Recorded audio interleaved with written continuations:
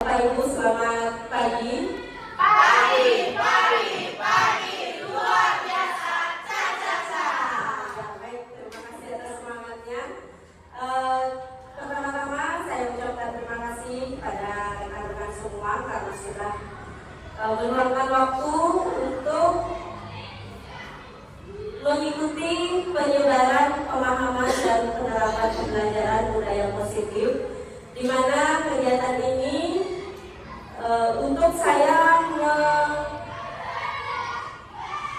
melengkapi tugas yang diberikan dalam program guru penggerak angkatan 11. Tentunya teman-teman tidak asing lagi dengan wajah saya. Perkenalkan, nama saya Ila Kartini, CDP angkatan 11 dari SD Nomor 1 Kami, Kabupaten Bandung. Kita mulai saja. Dalam penerapan budaya positif ada konsep inti yang harus kita pahami. Yang pertama itu adalah perubahan paradigma belajar, kemudian ada disiplin positif, nilai-nilai kebajikan, motivasi perilaku manusia, kebutuhan dasar manusia, posisi kontrol restitusi, keyakinan kelas, dan segitiga restitusi. Baik, yang pertama adalah pembelajaran paradigma baru. Jadi yang dimaksud dengan pembelajaran paradigma baru itu merupakan pembelajaran dengan paradigma baru, merupakan pembelajaran yang dirancang berdasarkan prinsip pembelajaran berdiferensiasi, sehingga peserta didik belajar sesuai dengan kebutuhan dan tahap perkembangan belajar anak untuk mewujudkan profil belajar Pancasila, di mana Bapak Ibu di sini sudah mengetahui apa saja profil pelajar Pancasila, yaitu yang pertama ada beriman dan bertakwa kepada Tuhan Yang Maha Esa dan beramal mulia. Kemudian yang kedua ada berkebinekaan global. Kemudian ada gotong royong, mandiri, bernalar kritis, dan kreatif. Ya, baik Bapak Ibu, sebelum kita menginjak ke materi berikutnya, jadi saya punya kegiatan pemantik. Jadi Bapak Ibu di sini saya mohon untuk berpasang-pasangan. Silakan. Jadi kalian tentukan siapa menjadi A dan siapa menjadi B. Oke, sudah? Ya, sudah. Nah, jadi sekarang kita mulai yang A. Siapa yang menjadi A di sini? Ya. Baik teman-teman yang menjadi A, silakan mengepalkan tangannya.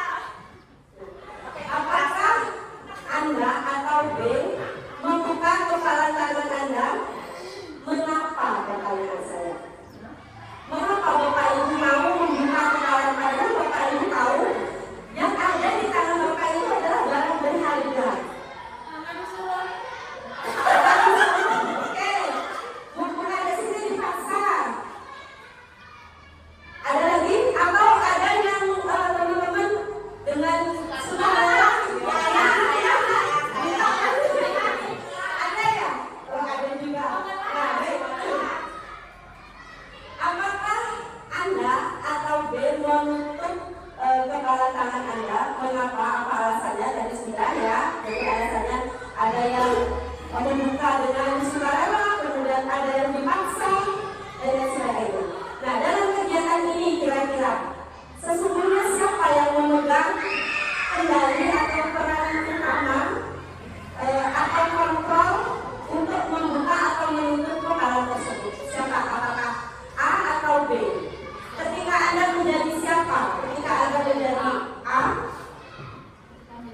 ketika Anda menjadi A sebagai yang mengepalkan tangan, yang menjaga barang tersebut, ya kan?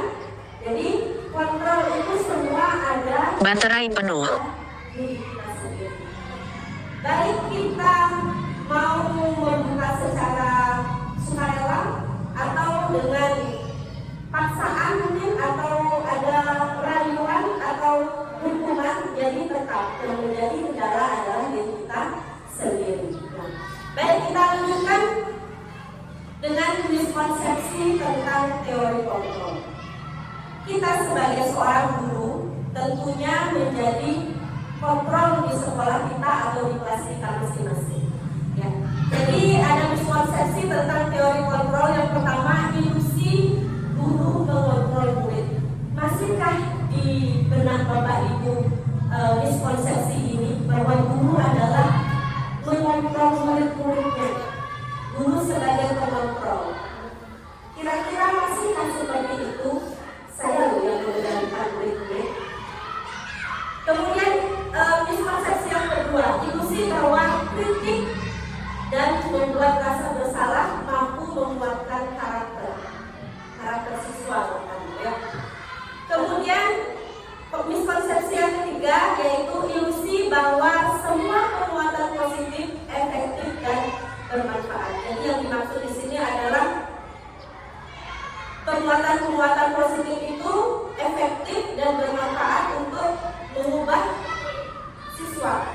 Kemudian ilusi yang terakhir atau miskonsepsi yang terakhir yaitu ilusi bahwa orang dewasa berhak memaksa. Nah, jadi semua yang ada di sini ini merupakan miskonsepsi tentang teori kontrol. Sebenarnya teori kontrol itu adalah berasal dari diri kita sendiri. Apakah kita akan membuat hal yang positif atau malah sebaliknya? Itu tergantung kepada diri kita sendiri. Ya. Baik, kita lanjutkan. Nah, untuk mengubah paradigma stimulus respon ke pendekatan teori kontrol, jadi di sini ada stimulus respon dan teori kontrol. Yang pertama itu adalah realitas atau kebutuhan kita sama. Sedangkan di teori kontrol, realitas atau kebutuhan kita itu berbeda. Benar nggak Bapak Ibu? Jadi kalau misalnya kita menganggap anak-anak kita itu mempunyai kebutuhan yang sama antara murid satu dengan murid yang lain, benar apa tidak? Tidak ya. Jadi teori kontrolnya itu adalah setiap anak itu mempunyai kebutuhan atau realitas yang berbeda. Kemudian yang kedua, semua orang melihat hal yang sama. Sedangkan di teori kontrol, setiap orang memiliki gambaran berbeda. Sama saja dengan misalnya saya menunjukkan ini, speaker ini ya. Jadi kalau saya misalnya minta sama Umang, apa yang Umang lihat dari speaker ini? Warna. Berarti Umang melihat warnanya hijau biru. Coba dari sini mungkin kotak. Ya. Jadi pandangan setiap orang itu berbeda, atau setiap orang itu tidak melihat hal yang sama ketika kita memberikan suatu benda. Dalam hal ini adalah siswa. Sedangkan di teori kontrol, setiap orang itu memiliki gambaran yang berbeda. Kemudian selanjutnya stimulus respon yang berikutnya ada kita mencoba mengubah orang agar berpandangan sama dengan kita. Terkadang kita melihat siswa itu menginginkan apa yang kita itu ingin mengubah siswa itu seperti apa yang kita mau. Sedangkan pada teori kontrol itu kita berusaha memahami tidak selalu kita itu menginginkan siswa sesuai dengan keinginan kita. Kemudian selanjutnya, orang lain bisa mengontrol saya. Sedangkan di teori kontrol hanya saya atau hanya Anda yang bisa mengontrol diri Anda sendiri. Sama halnya dengan kegiatan yang kita lakukan tadi, bahwa orang lain tidak bisa mengontrol kita. Yang bisa mengontrol kita adalah diri kita sendiri.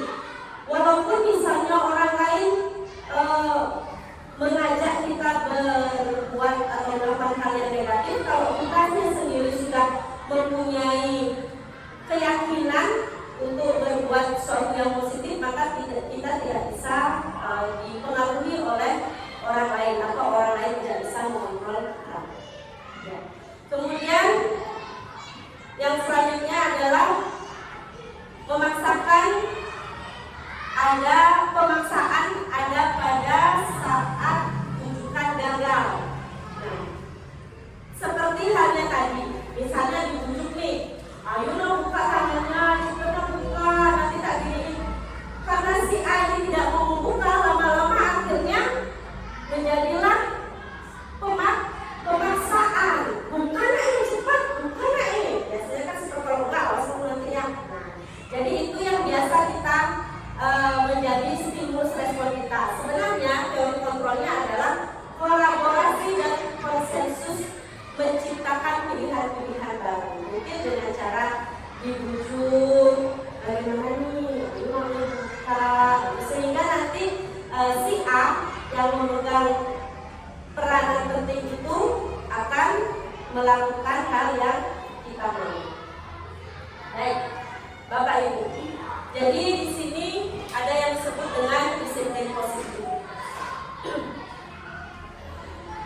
Dalam penerapan disiplin positif itu ada yang disebut dengan teori kontrol atau teori pilihan berdasarkan Dr. William Glasser.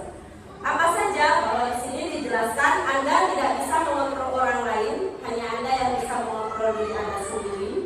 Kemudian makna disiplin perlu kita ketahui bahwa belajar kontrol diri dengan menggali potensi kita agar tercapainya tujuan mulia, yaitu sesuatu menjadi seseorang yang kita inginkan berdasarkan nilai-nilai yang kita hargai.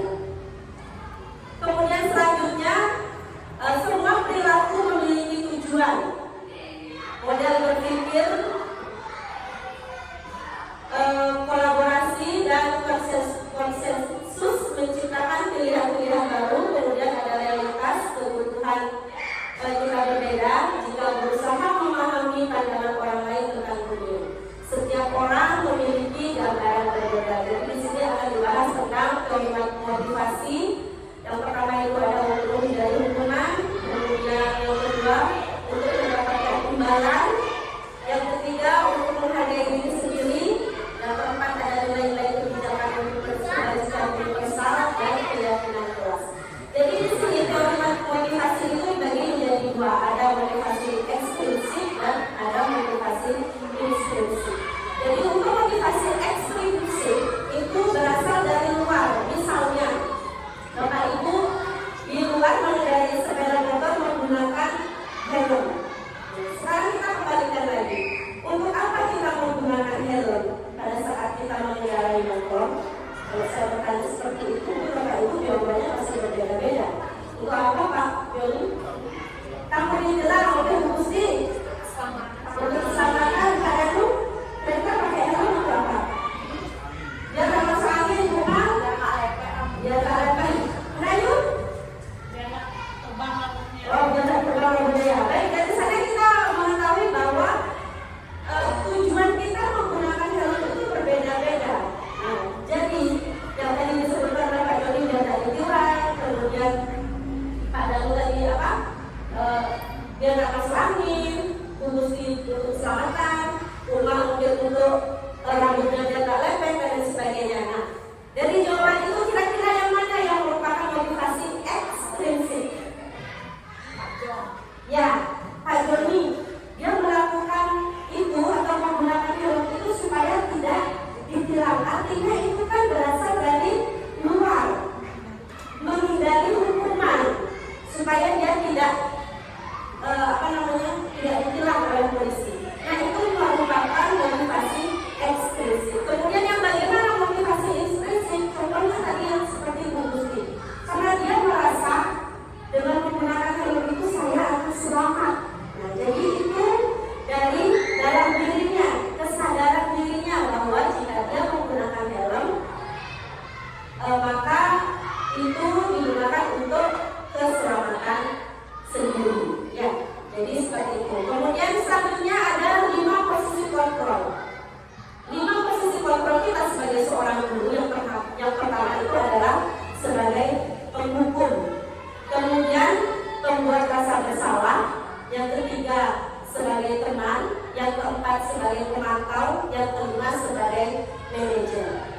Dari 5 posisi kontrol ini nanti akan kita jelaskan bahwa bagaimana posisi kita sebagai seorang penghukum, bagaimana posisi kita sebagai seorang guru, sebagai pembuat rasa bersalah, sebagai teman, pemantau, dan manajer.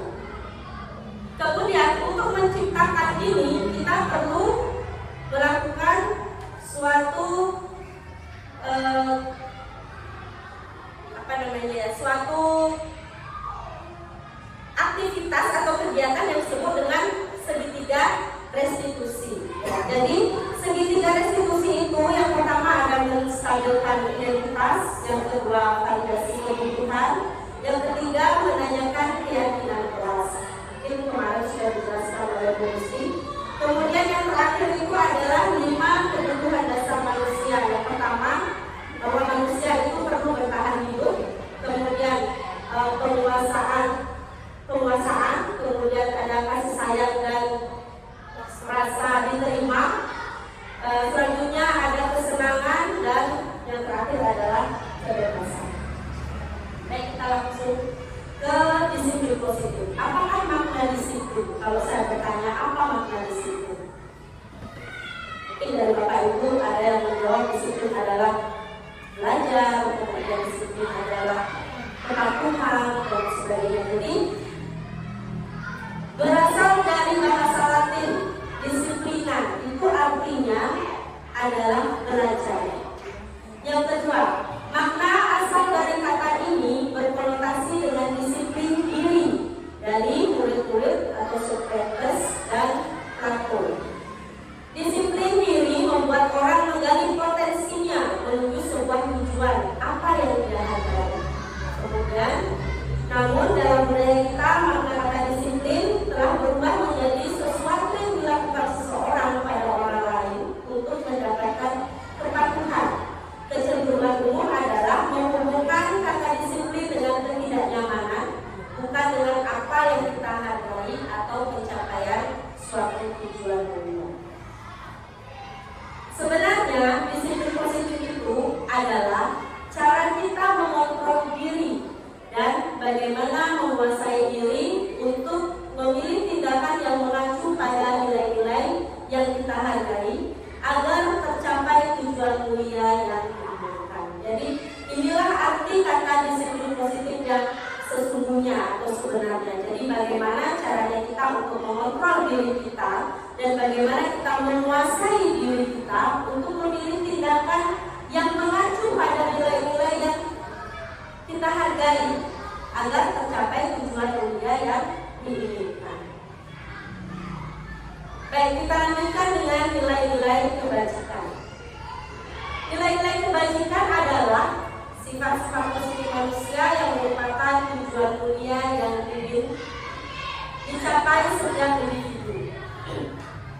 Jadi nilai-nilai tersebut bersifat universal dan lintas bahasa, suku, bangsa, agama maupun latar belakang. Dan setiap perilaku atau perbuatan memiliki satu tujuan, itu menurut Dr. William Glasser pada teori kontrol tahun 1984. Kemudian yang kedua, dengan menaikkan nilai-nilai kebajikan yang diyakini seseorang, maka motivasi intrinsiknya akan terbangun sehingga menggerakkan motivasi dari dalam untuk dapat mencapai tujuan mulia yang diinginkan. Itu menurut Diana Moser tahun 1998. Kemudian nilai-nilai kebajikan yang ingin dicapai oleh setiap anak Indonesia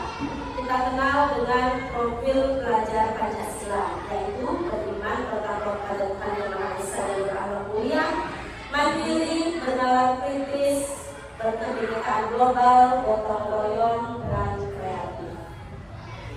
Nah, baik, Bapak Ibu, teori motivasi perilaku manusia. Yang pertama, itu ada untuk menghindari ketidaknyamanan atau hukuman apa yang akan terjadi apabila saya tidak melakukannya. Contohnya tadi seperti Pak Joni, supaya tidak ditilang, maka dia menggunakan helm. Jadi seperti itu. Jadi dia bertanya pada dirinya sendiri, apa yang akan terjadi kalau saya tidak menggunakan helm? Maka Pak Joni bisa menjawab, agar saya tidak ditilang. Seperti itu. Jadi itu merupakan motivasi eksternal. Kemudian yang kedua, untuk mendapatkan imbalan dari orang lain atau institusi. Kita dapat menanyakan kepada diri kita, apa yang akan saya dapatkan apabila saya melakukannya. Misalnya, anak-anak kita pancing untuk menjawab suatu pertanyaan, sehingga kita memberi, ayo siapa yang bisa, nanti akan ibu kasih permen atau akan ibu kasih hadiah. Nah, jadi anak-anak itu dia mau menjawab kalau dia mendapatkan hadiah. Jadi itu merupakan motivasi eksternal. Saya mau nih menjawab pertanyaan, biar saya dapat hadiah. Jadi seperti itu. Kemudian yang ketiga, untuk menghargai diri sendiri. Nah, ketika kita ingin menghargai diri kita sendiri, jadi kita akan bertanya, saya akan menjadi orang yang seperti apa bila saya melakukannya. Jadi inilah yang perlu kita lakukan untuk menghargai diri sendiri. Nah, itu merupakan motivasi internal yang harus kita pupuk, yang harus kita gali lagi dari diri kita sendiri, bahwa setiap melakukan kegiatan sebaiknya kita kembalikan kepada diri kita sendiri. Saya akan menjadi orang yang seperti apa apabila saya melakukannya. Kalau misalnya Bapak Ibu melakukan hal yang negatif, itu pun juga harus Bapak Ibu tanyakan kepada diri Bapak Ibu, saya akan menjadi apa kalau saya seperti ini. Jadi seperti itu ya. Karena di sini kita ingin menjadi menciptakan suatu disiplin yang positif, tentunya pikiran-pikiran yang kita yang perlu kita pikirkan atau perlu kita lakukan itu adalah hal-hal yang positif. Sesuai dengan kata merdeka menurut Bapak Ki Hajar Dewantara, bahwa merdeka itu artinya tidak hanya terbatas dari perintah, akan tetapi juga cakap buat memerintah diri sendiri. Nah, jadi Ki Hajar Dewantara, pemikiran, konsepsi, keteladanan sikap merdeka itu tertuang dalam cetakan kelima tahun 2013 di halaman 469 tentang merdeka menurut Bapak Ki Hajar Dewantara. Baik, kita lanjutkan dengan keyakinan kelas. Bapak Ibu sudah membuat keyakinan kelas di masing-masing kelas? Sudah. Baik, kalau sekarang kita bertanya, apa perbedaan peraturan dan keyakinan kelas? Ada yang biasa kita sebut dengan peraturan kelas. Kemudian ada keyakinan kelas. Apa sih perbedaan antara peraturan kelas dan keyakinan kelas? Apakah sama peraturan kelas dan keyakinan kelas? Apakah sama? Tidak. Ya. Jadi kalau peraturan itu bersifat konkret atau motivasi ekstrinsik. Jadi biasanya peraturan itu dibuat oleh Bapak Ibu guru atau mungkin oleh sekolah. Itu yang disebut dengan peraturan. Nah, sedangkan yang kita maksud di sini adalah keyakinan kelas. Keyakinan itu bersifat universal, dilakukan dengan motivasi intrinsik dan berisi nilai-nilai kebajikan. Jadi keyakinan itu dibuat berdasarkan kesepakatan bersama. Kalau kita di sini membicarakan tentang keyakinan kelas, tentunya di kelas itu ada siswa dan guru. Jadi untuk membuat keyakinan itu, guru tidak hanya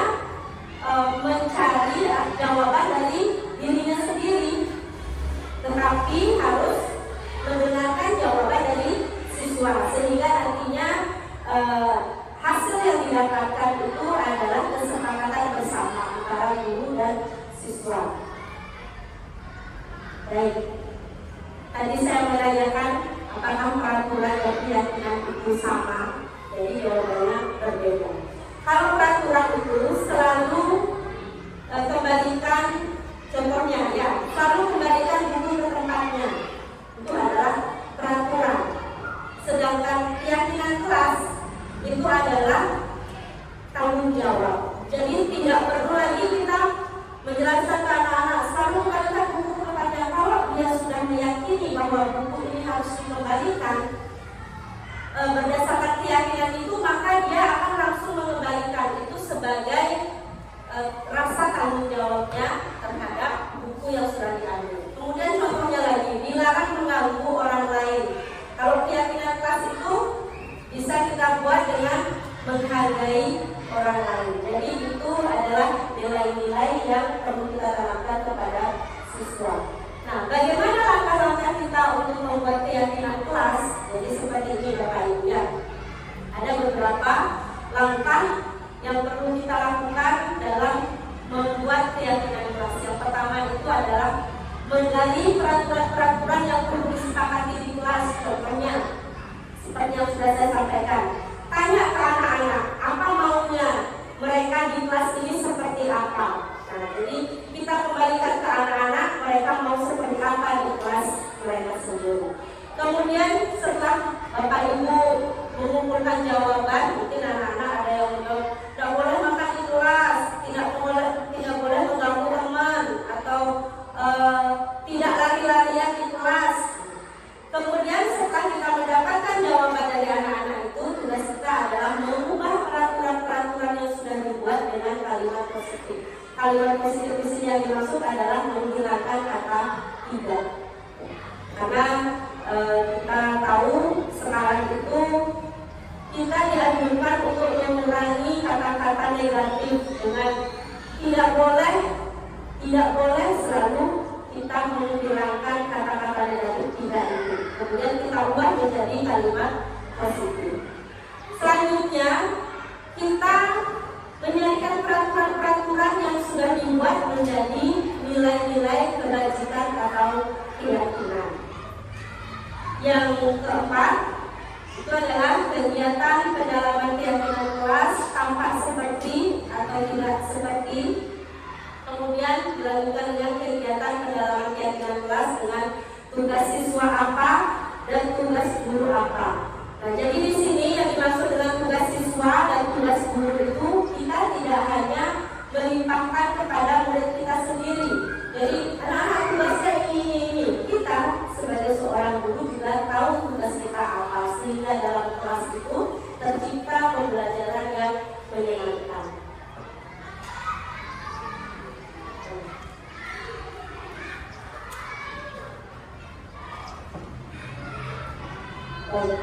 Ini beberapa foto yang sudah saya lakukan di kelas bahwa saya membuat keyakinan kelas dengan cara mencari jawaban dari siswa, kemudian siswa akan menempelkan, kita bantu, dan nantinya akan mendapatkan keyakinan kelas yang disepakati oleh siswa dan guru.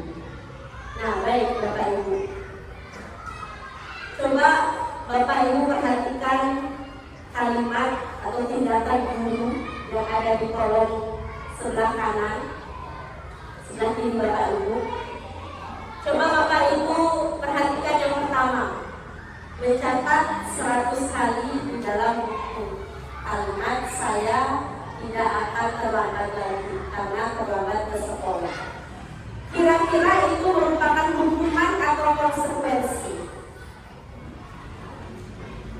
Kira-kira itu hukuman atau konsekuensi jika Bapak Ibu melakukan tindakan itu? Kepada siswa mencatat 100 kali di dalam buku kalimat saya tidak akan datang terlambat lagi karena terlambat ke sekolah. Kira-kira itu hukuman atau konsekuensi? Hukuman. Oke, yang kedua disimpan ya jawabannya. Kemudian yang kedua, lari mengelilingi lapangan basket 2 kali karena terlambat hadir ke sekolah. Hukuman. Oke, yang ketiga, murid diminta untuk push up 15 kali karena tidak menggunakan masker ke sekolah. Hukuman. Sepakat ya hukuman.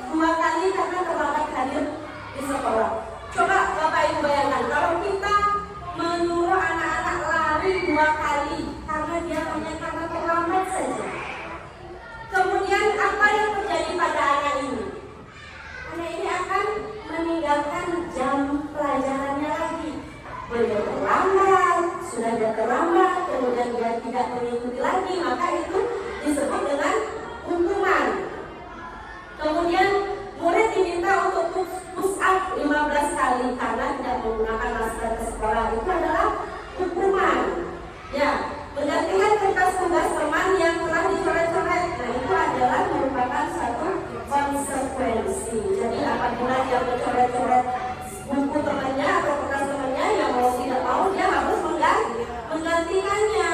Ya, itulah yang disebut dengan konsekuensi. Nah, membersihkan tumpahan air di meja tulis karena tersenggol pada saat belajar, itu juga merupakan konsekuensi, karena anak-anak ini kita didik untuk bertanggung jawab. Jadi itulah nilai-nilai kebajikan.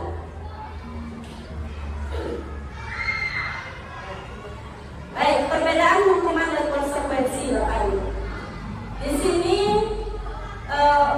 hukuman itu sesuatu yang menyakitkan yang harus terjadi, sedangkan konsekuensi adalah sesuatu yang harus terjadi. Kemudian membuat anak sakit, baik itu fisik maupun hatinya, untuk jangka waktu yang lama, itu adalah merupakan hukuman. Kemudian membuat anak merasa tidak nyaman dalam jangka waktu pendek, hanya dalam jangka waktu pendek saja dia merasa tidak nyaman, tetapi untuk kedepannya dia akan mulai memiliki rasa tanggung jawab. Itulah yang kita inginkan. Kemudian hukuman bersifat paksaan, sedangkan konsekuensi itu adalah bersifat stimulus dan tanggapan. Kalau saya melakukan ini, saya harus bagaimana ya? Contohnya seperti tadi, ketika dia menumpahkan air, walaupun dia tidak sengaja tersenggol, maka dia tahu, oh karena saya menumpahkan air, saya harus membersihkan. Itu adalah merupakan tanggung jawab atau konsekuensinya. Kalau kamu menumpahkan air basah, kemudian kamu harus mengepel atau membersihkan. Nah, jadi seperti itu perbedaan antara hukuman dan konsekuensi. Baik, kita lanjutkan pada 5 kebutuhan dasar manusia. Lalu saya bisa pakai ini. Baik, 5 kebutuhan dasar manusia. Yang pertama tadi sudah dijelaskan, kebutuhan manusia itu adalah bertahan hidup, penguasaan, kesenangan, kasih sayang dan rasa diterima, kemudian ada kebebasan. Bertahan hidup. Jadi kebutuhan yang pertama adalah bertahan hidup. Kebutuhan bertahan hidup atau survival itu adalah kebutuhan yang bersifat fisiologis untuk bertahan hidup, misalnya kesehatan, rumah, dan makanan. Jadi kebutuhan biologis sebagai bagian dari proses reproduksi, termasuk kebutuhan untuk tetap bertahan hidup, itu merupakan kebutuhan yang paling utama, yaitu kebutuhan bertahan hidup. Kemudian yang kedua, kebutuhan kebebasan. Jadi kebutuhan untuk bebas adalah kebutuhan akan kemandirian otonomi, memiliki pilihan dan mampu mengendalikan arah hidup seseorang. Anak-anak dengan kebutuhan kebebasan yang tinggi menginginkan pilihan mereka perlu banyak bergerak, suka mencoba-coba, tidak terlalu terpengaruh orang lain, dan senang mencoba hal baru dan menarik. Itu kita lihat dari kebutuhan dasar manusia. Kemudian kebutuhan dasar selanjutnya adalah kasih sayang dan rasa diterima. Kebutuhan untuk disayangi dan diterima meliputi kebutuhan akan hubungan dan koneksi sosial, kebutuhan untuk memberi dan menerima kasih sayang, dan kebutuhan untuk merasa menjadi bagian dari suatu kelompok. Selanjutnya adalah kebutuhan penguasaan. Kebutuhan ini berhubungan dengan kekuatan untuk mencapai sesuatu, menjadi kompeten, menjadi terampil, diakui atas prestasi dan keterampilan kita, didengarkan, dan memiliki rasa harga diri. Yang terakhir adalah kebutuhan akan kesenangan. Jadi kebutuhan akan kesenangan ini adalah kebutuhan untuk mencari kesenangan, bermain dan tertawa.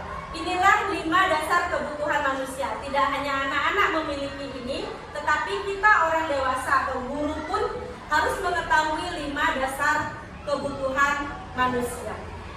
Jadi kelima ini harus kita penuhi untuk diri kita sendiri. Baik, kita lanjutkan.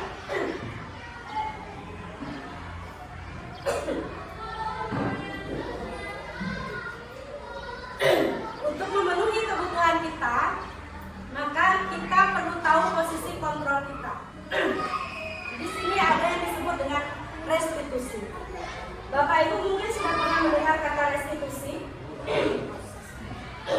Saya hanya menegaskan saja bahwa restitusi adalah proses menciptakan kondisi bagi murid untuk memperbaiki kesalahan mereka, sehingga mereka bisa kembali pada kelompok mereka dengan karakter yang lebih kuat.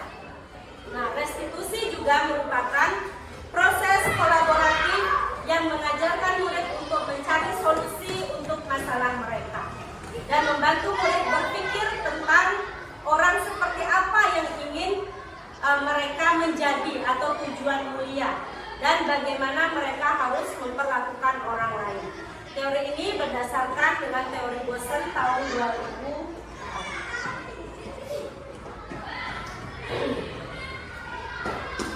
Baik. Dalam melaksanakan restitusi, kita perlu mengetahui 5 posisi kontrol kita. Yang pertama adalah sebagai penghukum, kemudian pembuat rasa bersalah, kemudian sebagai teman, pemantau, dan manajer. Baik, seperti apa 5 posisi kontrol itu?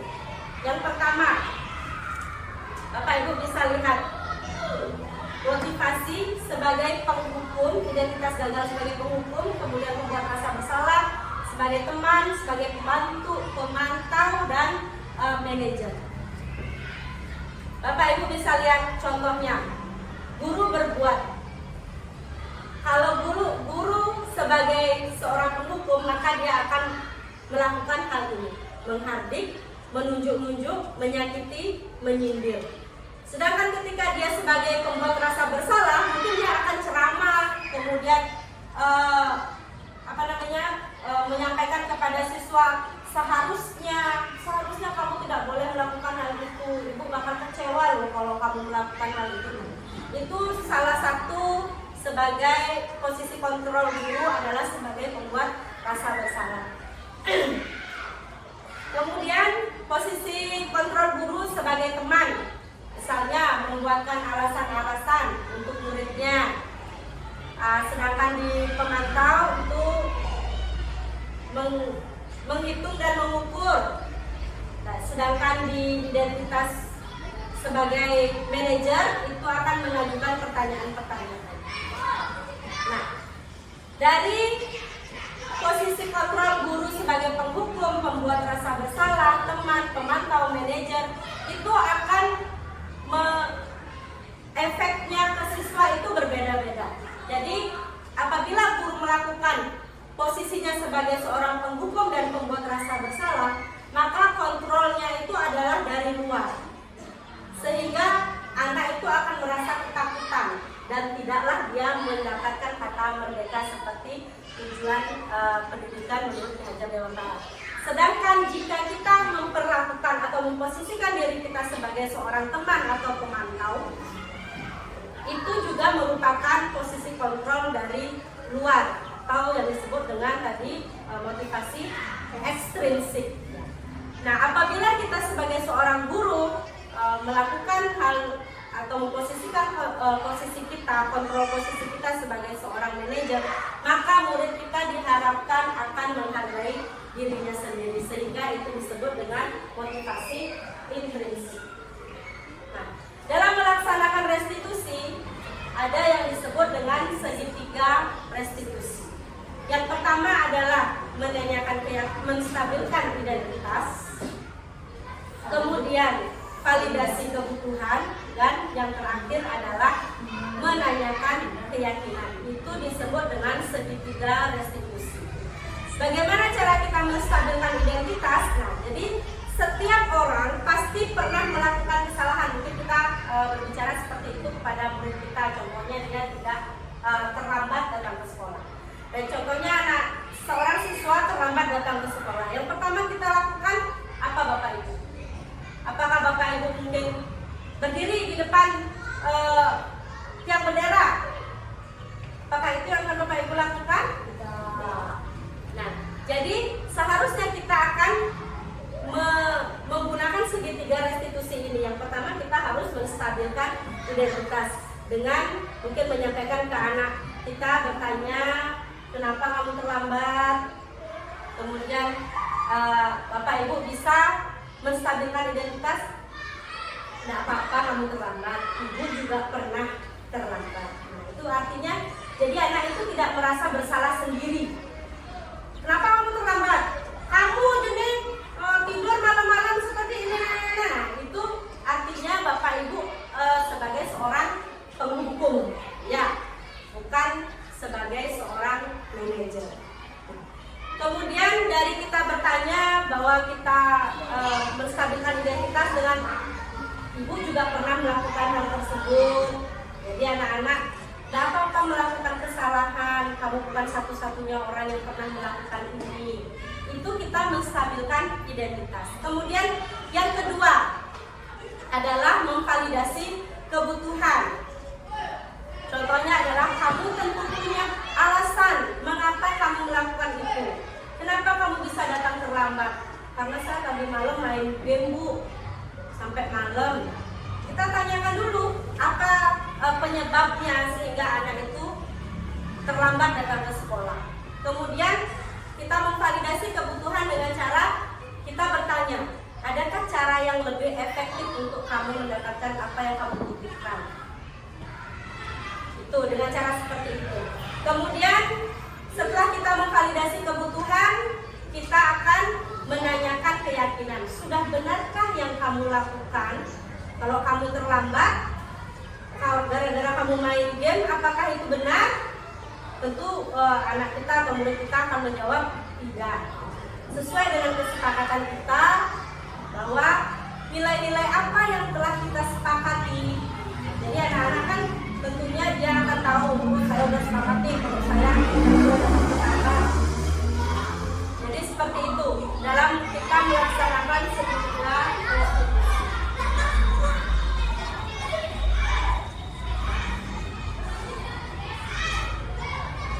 Baik, mungkin ada tadi kasus yang akan kita pecahkan bersama-sama. Ya, baik Bapak Ibu, bisa dibaca. Anda adalah seorang wali kelas 8 SMP Pelindung. Pada saat jam istirahat makan siang, Anda melihat salah satu murid Anda bernama Amira sedang menangis sendirian di dalam kelas. Anda menghampiri Amira dan mengajak berbicara. Ternyata Amira menangis karena tadi Ali sempat mengejek Amira karena nilai ulangannya lebih rendah dibandingkan nilai yang didapatkan Ali. Anda sebagai guru merasa bahwa ada keyakinan kelas yang tidak diikuti oleh Ali. Dan akhirnya sepulang sekolah Anda mengajak Ali untuk berbicara. Jadi mungkin Bapak Ibu di sini akan melakukan suatu dialog dengan si Ali, ya. Jadi mengapa Ali berbuat seperti itu, kemudian keyakinan kelas apa yang dilanggar oleh Ali, kemudian posisi kontrol apa yang harus Bapak Ibu lakukan dalam melaksanakan atau menyelesaikan kasus yang dilakukan oleh Ali. Jadi dari kasus ini kita dapat menyelesaikan dengan segitiga restitusi. Yang pertama adalah menstabilkan identitas, kemudian yang kedua itu memvalidasi kebutuhan, yang ketiga adalah menanyakan keyakinan. Baik Bapak Ibu, itu yang dapat saya sampaikan terkait dengan disiplin positif. Saya harap kita dalam melakukan suatu proses kepada siswa kita selalu menerapkan segitiga restitusi dengan selalu mengingat posisi kontrol kita sebagai seorang guru tadi ada 5, yaitu ada sebagai penghukum, sebagai pemberi rasa bersalah, sebagai teman, sebagai pemantau, dan sebagai manajer. Tentunya dari kelima posisi kontrol ini yang diharapkan adalah kita sebagai seorang manajer. Jadi bagaimana kita menyikapi suatu masalah yang ada pada murid kita itu dengan memposisikan diri kita sebagai seorang manajer. Baik Bapak Ibu, itu saja yang dapat saya sampaikan, dan akhir kata saya ucapkan terima kasih.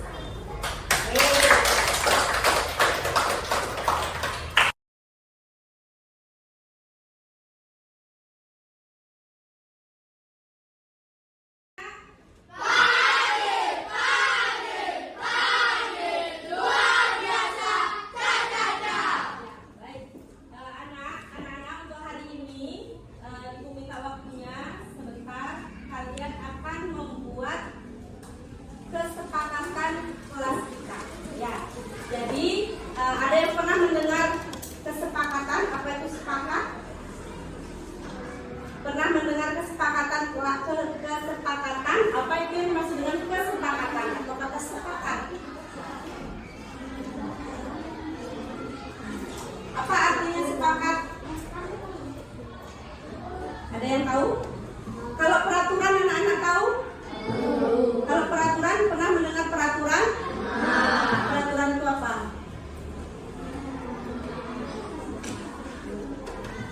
Peraturan? Aturan yang harus ditaati. Anak-anak tahu aturan di sekolah ini, peraturan yang ada di sekolah ini apa saja? Dia boleh membuli, terus apa lagi? Ya, udah. Tidak boleh merusak fasilitas sekolah, betul. Apa lagi? Dilarang memotong pembicaraan orang lain. Ada lagi? Peraturan sekolah.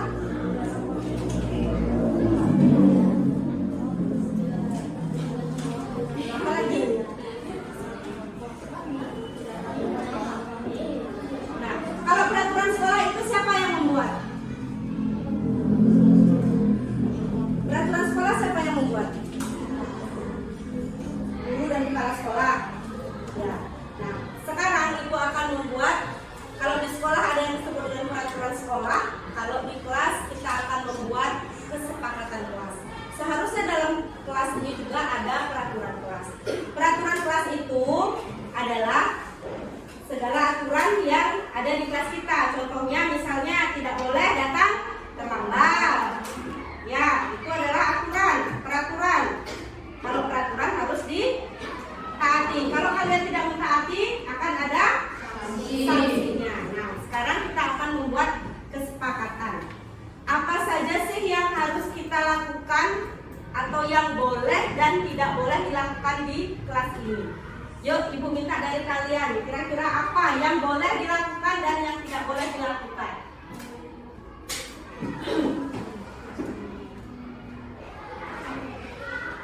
Yang boleh dilakukan di sekolah ini apa? Di kelas ini apa? Yang tidak boleh apa?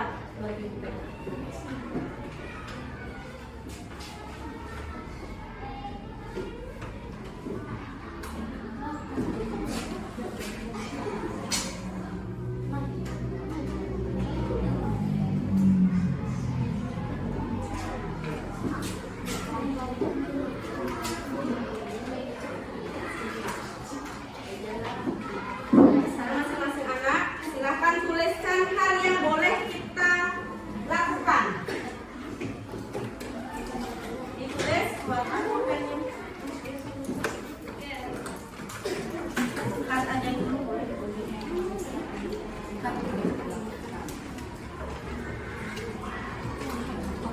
Satu saja, satu orang satu saja buat. Ya.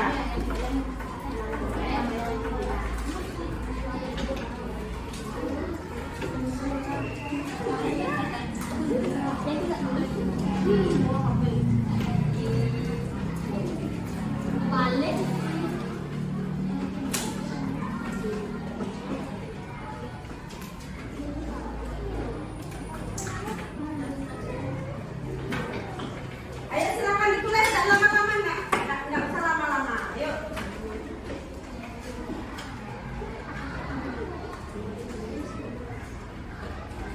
Hal apa saja yang boleh dilakukan di sekolah, di kelas?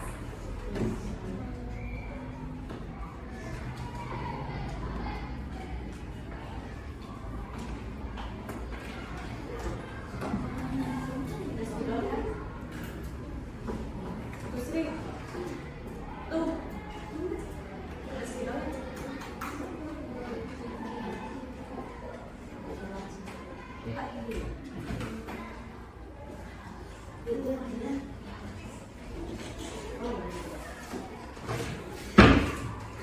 Sudah? Silakan ditempel.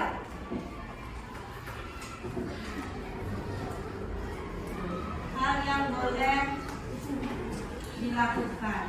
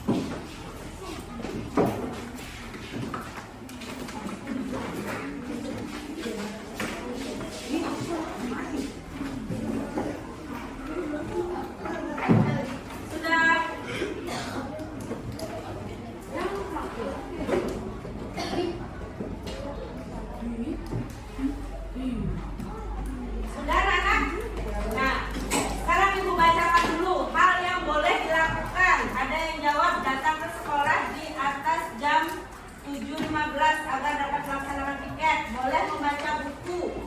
Kemudian berbicara dengan guru dengan sopan. Terus ada rigem di kelas. Kemudian ada meminjam pensil atau pulpen kepada teman, menolong teman yang sedang kesusahan.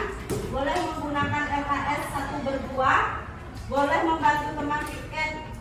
Jika piket yang kita lakukan sudah selesai, tidak boleh memotong pembicaraan guru atau teman, melaksanakan piket sesuai jadwal. Yang boleh dilakukan di kelas, piket kelas. Yang tidak boleh dilakukan di kelas adalah mencoret-coret meja. Meminjam pulpen, kemudian membawa buku sesuai jadwal. Membantu guru saat kesulitan.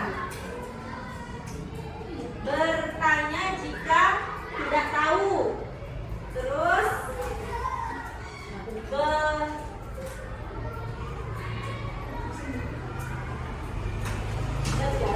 berjalan saat jam pelajaran, ya boleh. Terus tidak boleh membuli. Nah, kemudian dari hal yang tidak boleh dilakukan, dilarang memotong pembicaraan guru atau siapapun, dilarang membuat masalah, tidak boleh mengancam teman, tidak boleh membuli, tidak boleh membuli teman, tidak boleh mengejek atau memukul teman yang tidak salah. Hal yang tidak boleh dilakukan adalah tidak mencontek, tidak boleh berpacaran, tidak mau piket dan berbohong jika sudah piket, memotong pembicaraan orang lain, berisik di kelas, kemudian mengejek nama orang tua, tidak boleh bermain bola saat jam istirahat, tidak boleh ribut saat guru menjelaskan. Ya, baik anak-anak, dari jawaban anak-anak ini Ibu perhatikan atau Ibu lihat, semua anak-anak menginginkan hal yang baik. Ya, kalau dari sini boleh ini tidak boleh, ini tidak boleh. Dari jawaban anak-anak ini kita akan membuat kesepakatan apa saja yang akan kita terapkan di dalam kelas kita ini. Nah, contohnya di sini anak-anak membuat tidak boleh mengancam teman, tidak boleh membuli, tidak boleh mencontek. Kira-kira kata yang bagus untuk kita terapkan apa ya, sehingga tidak ada kata tidak. Kalau tidak boleh membuli, kemudian tidak boleh mencontek, kira-kira kata yang lebih tepat apa?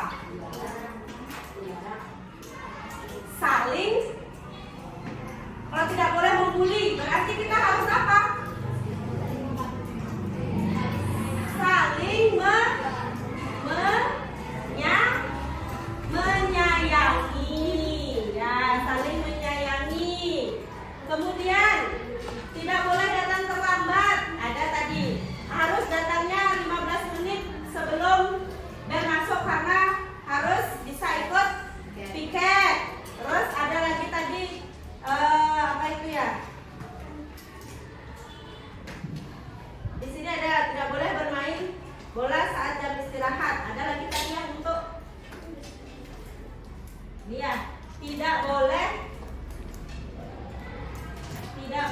Oh ini menjalankan piket kelas. Nah, untuk jam kedatangan berarti anak-anak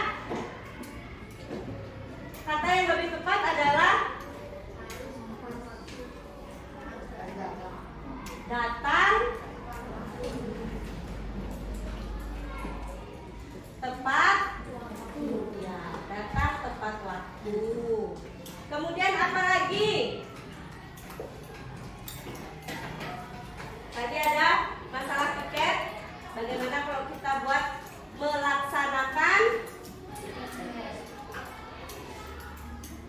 piket? Apa lagi? Kira-kira apa lagi yang perlu kita sepakati? Berbicara atau berkata yang sopan, ya. Berbicara dengan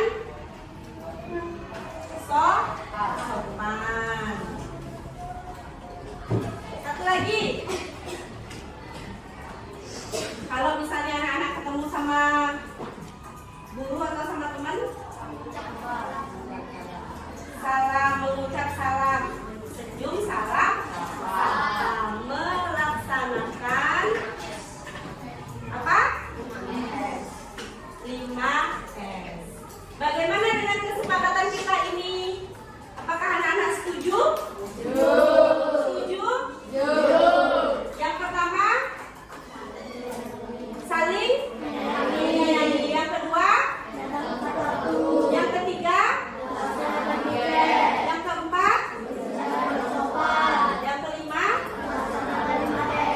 Ingat ya anak-anak, yang namanya kesepakatan ini adalah berasal dari anak-anak, ya, berasal dari anak-anak. Semua yang ibu tanyakan, apa yang boleh, apa yang tidak boleh, silakan kalian buat di sini, sehingga kita mendapatkan kesepakatan kita, bukan kesepakatan ibu. Ini bukan ibu yang membuat, tetapi kalian sendiri yang membuat. Dengan konsekuensinya apa?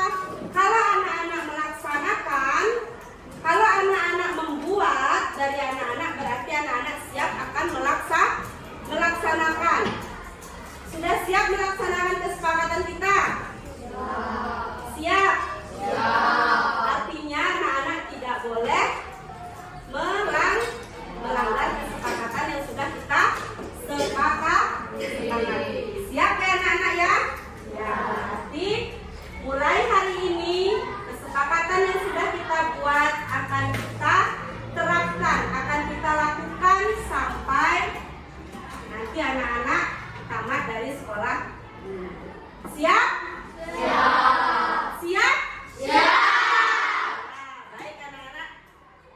Ini kesepakatan yang sudah kita buat. Nanti ibu minta Erin untuk ditulis pada saat kegiatan T5 nanti. Erin yang memimpin kelompok teman-teman, buatkan kelompok. Kemudian nanti anak-anak membuat dengan indah, ditempel. Di mana kita akan menempel? Di depan apa di belakang? Di mana? Di belakang. Jadi setiap baru masuk ngelihat kesepakatan. Oh ya, kita sudah membuat kesepakatan. Jadi kita tidak boleh melanggar kesepakatan yang sudah kita buat. Ya, nanti ibu minta Erin untuk membuat mengkoordinir teman-temannya ya, untuk melakukan kesepakatan atau membuat kesepakatan kelas yang sudah kita buat, nanti akan ditempel di belakang. Baik anak-anak, demikian pembuatan kesepakatan kelas kita untuk hari ini. Dan ibu minta anak-anak siap melaksanakan kesepakatan ini dengan baik dan bersama-sama. Ya, tidak hanya 1-2 orang yang akan melaksanakan, tetapi semuanya. Baik anak-anak.